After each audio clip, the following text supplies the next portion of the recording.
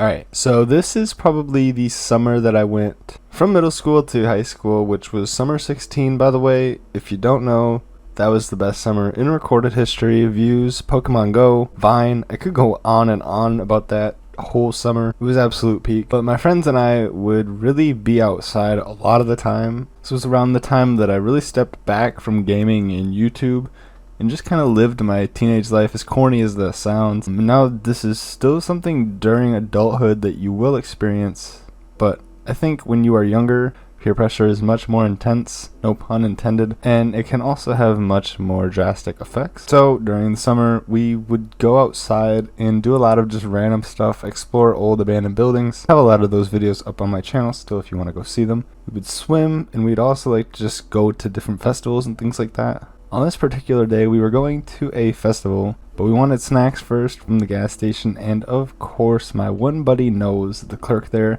does not check for IDs, so he buys a can of chewing tobacco or dip, and then he proceeds to take a pinch. And my other buddy, both of these dudes, by the way, are also from the first story. They're basically my two best friends, but he takes a pinch as well. I had tried the cigarettes already, and I had no desire to try tobacco again because I really didn't like the taste of cigarettes. They were really gross, so I initially told them no. They began hyping up the rush and the taste, and they kept insisting that I have some, not wanting to feel left out, and I wanted to have fun just like them.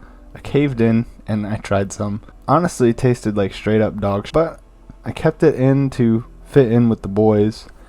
This was the first mistake. After a little while, I began to feel woozy and nauseous. This is because I had no clue that you don't swallow your spit while you're chewing, because I don't chew tobacco. My friend that first bought the can also didn't know this, so he started feeling sick around the same time. Had I just stuck to my first response of no, I wouldn't have been in that situation.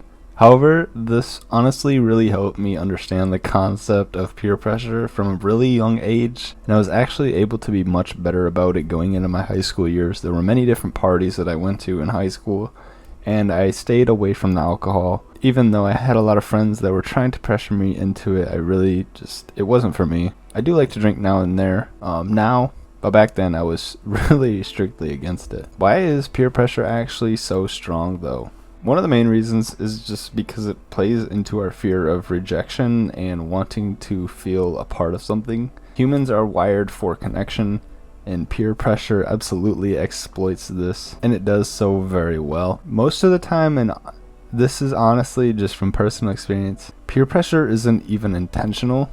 My two friends right there really weren't trying to force me to take chewing tobacco. It was more, I saw they were enjoying it and I felt left out, so I felt peer pressured.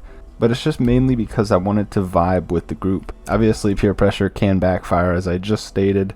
I felt like crap. I even think I threw up. I don't fully remember. I know my stomach was hurting and I really did not feel good after that. But it can also just lead to just feeling regret or guilt later on after the fact, because you know you did something that you weren't exactly supposed to. It doesn't even have to be doing anything inherently bad like drugs. It can also just be sneaking out, lying to someone even when you're not supposed to be, which goes back to the first video, things like that. And it also can really set a precedent for, if you are able to give in once, if people are able to pressure you into something one time, they are going to be able to pressure you into other things, which is not the precedent that you want to set as an individual. As much as it is important to fit in and feel included in a group, you don't want to force that feeling or feel like you are being pressured into that situation. And in doing this, you can actually lose sight of who you truly are as a person. I know that may sound corny again, but it's the honest to God truth. And when you are going against the peer pressure, you don't even have to be dramatic about it. You can literally just say, no,